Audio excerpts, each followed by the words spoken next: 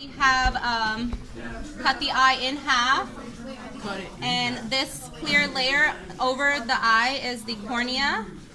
And then once we cut the eyeball open, we took out the lens and the liquid. So the liquid is the vitreous humor that protects the lens inside of our eyeball. So lens, vitreous humor, cornea, clear film over your eyeball.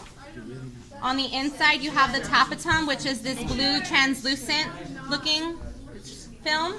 And this is what allows the animals to have night vision as well as their eyes to reflect in the dark.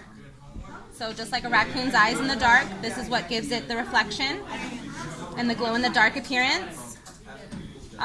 Next, we peeled the retina from the inner eye off. So this is attached to a bunch of different muscles. I believe also our eye color is on the inner inside of it.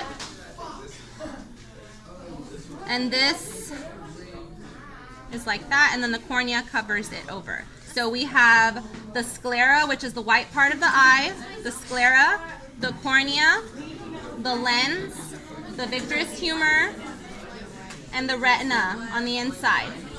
And the blue film is called the tapetum. Okay?